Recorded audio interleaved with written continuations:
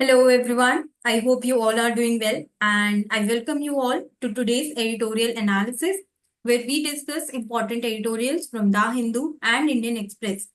I try to bring it in concise manner and in easy to understand language. I also do some value addition from my side in the editorials. So today it's 14th of May. Let us start.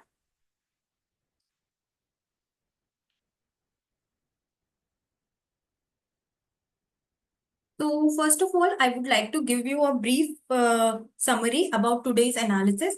So, first of all, there are two editorials from Indian Express, which are not much important, but still they are written by very renowned personalities like Ashutosh Vashne and C. Raja Mohan. So, it is regarding the India-Pakistan conflict. Okay, what India can do ahead. Then, next two editorials we have from The Hindu. One is on although education is increasing in the country, but what about employability? So it is an editorial which is highlighting the challenges in the education system. Then we have a very important editorial on the US-China trade deal and the implications of it on India. So first is the new old conflict. So this is talking about कि जो India Pakistan conflict है वो again and again emerge होता है. But what is the difference between this conflict and the earlier conflicts that were there? So इस बार नया क्या है so the new thing that is there in India Pakistan conflict is the use of drones okay इस बार बहुत ज्यादा shift हुआ है towards sky warfare okay which was not earlier witness so technological dimension जहां पर हमने देखा कि ड्रोन्स वगैरह लाइक डाले जा रहे थे जैसलमेर में we talked about it in Jammu Kashmir etcetera ठीक है जो भी हमारे बॉर्डर स्टेट्स थे वहां पर ड्रोन अटैक्स हो रहे थे तो ये this is something new modern warfare के तरफ शिफ्ट हो रहे हैं जो कि क्वेश्चंस रेज कर रहे हैं जैसे कि इंडिया राफेल जेट्स अक्वायर कर रही है फिर चाइनीज मिलिट्री एयरक्राफ्ट ये पाकिस्तान यूज कर रहा है और इजरायली वेपनरी इन सब में यूज हो रही है नाउ नेक्स्ट इज कि अब जो हमारा फोकस है वो कन्वेंशनल वॉरफेयर से हार्ड सिक्योरिटी कंसर्न्स की तरफ शिफ्ट हो रहा है टेक्नोलॉजिकल सोफिस्टिफिकेशन आ रहे हैं एक्सेट्रा ओल्ड क्या है कि अभी भी जो पावर्स हैं ग्लोबल पावर्स हैं वो इससे दूर ही रहना चाहते हैं वो नहीं चाहते कि वो बहुत ज्यादा इसमें इंटरफेयर करें दूसरी बात old thing is also the linkage of terrorism ठीक है तो टेररिज्म पहले भी एक प्रॉब्लम थी और अभी भी प्रॉब्लम है while dealing with Pakistan the terror network continuity international dimensions तो रोल ऑफ ग्लोबल पावर्स अगर हम देखें तो लिमिटेड वेस्टर्न इंटरवेंशन है और पोस्ट 1972 शिमला अग्रीमेंट में तो ये हो ही गया था कि जो कॉन्फ्लिक्ट्स है उनका बायलेटरल रेजोल्यूशन होगा okay without external mediation US भी इतना ज्यादा इंटरवेंशन अवॉइड करता है ठीक है न्यूक्लियर एस्केलेशन को वॉच करके रखता है under Trump US showed readiness to use coercive diplomacy including pressuring Pakistan अब इसमें एक एंगल आ रहा है that is about religious and ideological underpinning so the thing is कि दोनों नेशंस में नेशनलिज्म बढ़ रहा है इंडिया में Hindu nationalism and in Pakistan Muslim nationalism जिससे क्या हो रहा है रिलीजियस पोलैरिटी आइडियोलॉजिकल पोलैरिटी भी इमर्ज हो रही है जैसे कि अगर हम देखें सो पीएम मोदी रेफरेंस टू मुस्लिम समस्या एक्सेट्रा इससे क्या हो रहा है कि एक सिविलाइजेशनल स्टेट जैसी आइडियोलॉजिकल अंडरपिनिंग्स आ रही है पाकिस्तान जो है वो मुस्लिम होमलैंड की तरह ही फॉर्म हुआ था अर्लियर तो it was the view during the independence movement Hindu Muslim bhai bhai but then जिन्ना वो इस तरह का लेकर आए कि नहीं हिंदू मुसलमान एक साथ नहीं रह सकते हैं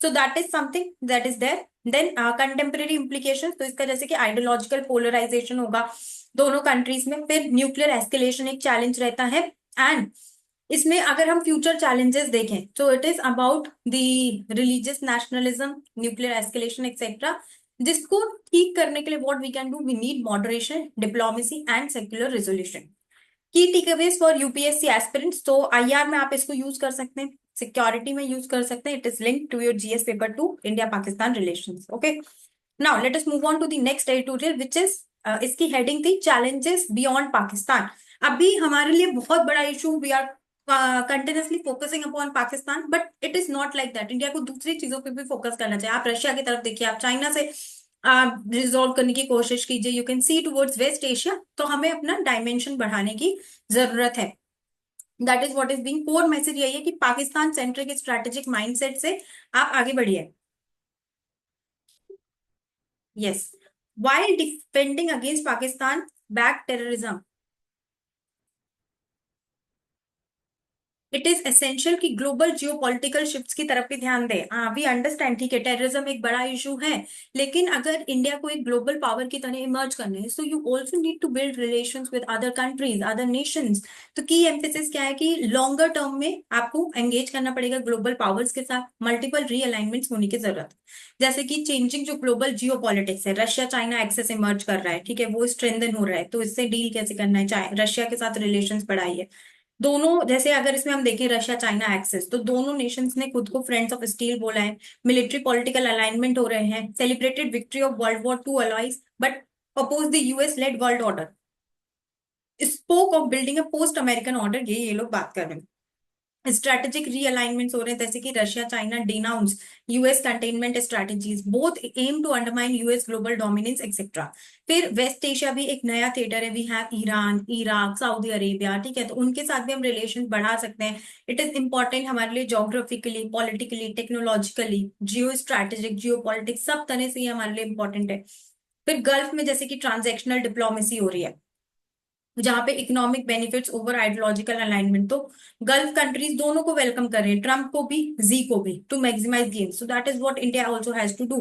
इसराइल अरब रिलेशंस में अगर हम देखें, तो यूएस जो है वो नॉर्मलाइजेशन की बात कर रहा है यहाँ पर। Trump deal of the country includes bringing Arab nations into a new west Asian order. तो इंडिया को, आप सिर्फ पाकिस्तान पे फोकस कर रहे हैं, बट हमें इन दूसरी चीजों पे भी फोकस करना है जो नए अलाइनमेंट्स बनकर आ रहे हैं। यूएस की स्ट्रैटेजी अगर हम देखें, तो एक ट्रांजैक्शनल अप्रोच हो रही है, it is focusing more upon economy, focusing more upon building business. Diplomacy shape हो रही है by money, arms deals, energy diplomacy. America withdraw कर रहा है ट्रेडिशनल अलायंसेस जैसे कि नेटो एक्सेट्रा। तो इंडिया के पास एक डिप्लोमेटिक चैलेंज है कि आप रीजनली फिक्स नहीं रही है, आपको भी डिफरेंट तरह की पॉलिसीज लेकर आने की जरूरत है। पुलवामा बालाकोट एपिसोड, इंडिया को डिस्ट्रैक्ट नहीं करना है इससे, ओके, बल्कि देखना है कि और क्या ब्रॉडर अपॉर्चुनिटीज है हमारे पास। काउंटर टेररिज्म आप प्रायोरिटाइज करिए, लेकिन ग्लोबल एंगेजमेंट रखिए। डिप्लोमेसी में इन्वेस्ट कीजिए in Gulf, Russia China and the West. और न्यू स्ट्रैटेजिक इक्वेशंस के लिए आप अलर्ट रहिए। ऐसा नहीं है कि आपने एक सोच लिया कि हाँ ठीक है हम इसी कंट्री के साथ ऐसा करेंगे ऐसा करेंगे, no. The global geopolitics is changing, so you also have to be alert, okay. तो एक वाइडर विजन की हमको जरूरत है। India's elite must stop viewing foreign policy through India-Pakistan lens alone.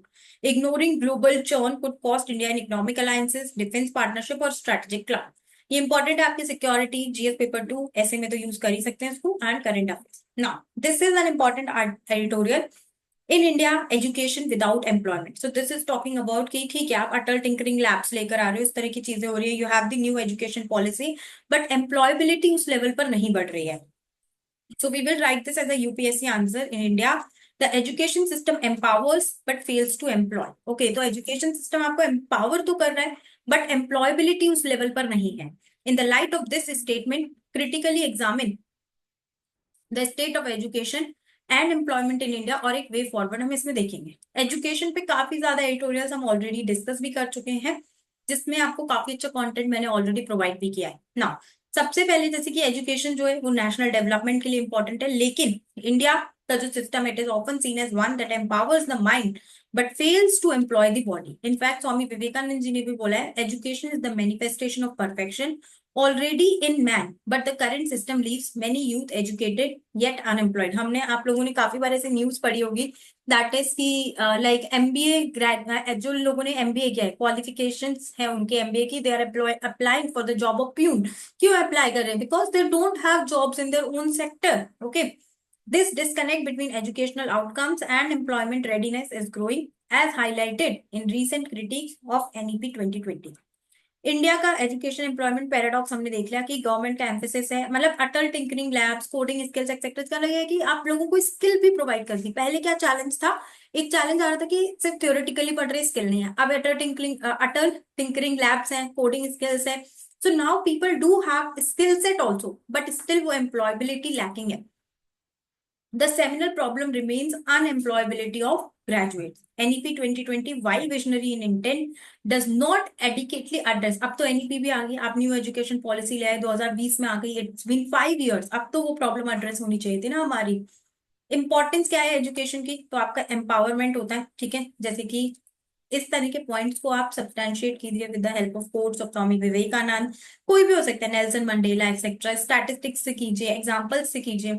So education is not the amount of information put into your brain, but life building, man making, character making as assimilation of ideas. Economic driver है, जैसे कि world bank ने बताया कि अगर schooling अच्छी होती है तो it raises earnings by 8 to 10%. Social mobility हो जाती है. फॉर एग्जाम्पल अगर आप बी आर अम्बेडकर का एग्जाम्पल देख सकते हैं. ओके, तो बेसिकली अगर आप किसी, if you are poor and you get educated, तो आप उस जगह से निकल के आप किसी अच्छी जगह पे जा सकते हैं. So that is social mobility. Innovation, definitely a lot of research and development. For example it is due to education that we are able to do mission like Chandrayaan, Shukrayaan, Gaganyaan etcetera. Okay, इसमें जैसे कि आप साउथ कोरिया और Finland का example दिया. लेकिन critical issues क्या है एजुकेशन सिस्टम में? एम्प्लॉयबिलिटी गैप है. यूनिवर्सिटी रैंकिंग्स में कई बार जो इंडिया की यूनिवर्सिटीज है वो टॉप 100 में तो आ रही हैं, लेकिन फिर भी एम्प्लॉयबिलिटी पुअर है. Okay, lack of representation in Nobel level innovation, low citation impact है.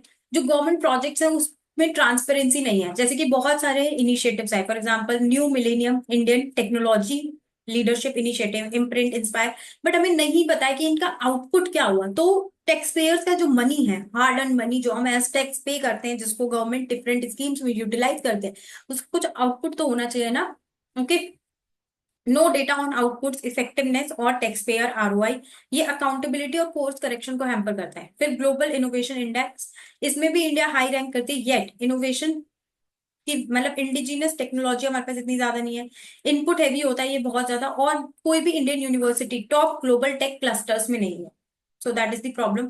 फिर startup economy without roots. Okay, startups हैं बट इंडिजिनियस टेक्नोलॉजी नहीं है, डीप साइंस रिसर्च नहीं है, लिंकेज विद यूनिवर्सिटीज नहीं है. स्टार्टअप बूम सिर्फ ई कॉमर्स और लॉजिस्टिक्स से रिलेटेड है, जैसे कि ओला, स्विगी, ठीक है. फिर खाना दे रहे हैं हम लोग जैसे Zepto, Blinkit, but transformational innovation नहीं हो रहा है उसमें कुछ.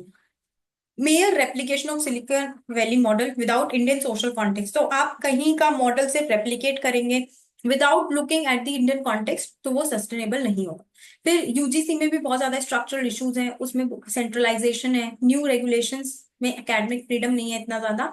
तो we can implement certain committee recommendation, जैसे कि Radhakrishnan, Kothari commission, global best practices, जैसे कि जर्मनी का डुअल वोकेशनल सिस्टम, फिनलैंड का लर्नर सेंट्रिक पेडागोजी, सिंगापुर का आईटीई मॉडल एक्सेट्रा, ये हम अडॉप्ट कर सकते हैं. अब it is not like that कि गवर्नमेंट ने ऑलरेडी इस पे कुछ इनिशिएटिव नहीं लिया. Already we have taken initiatives, जैसे कि skill India, NIRF ranking, Sankalp, PM USHA etcetera.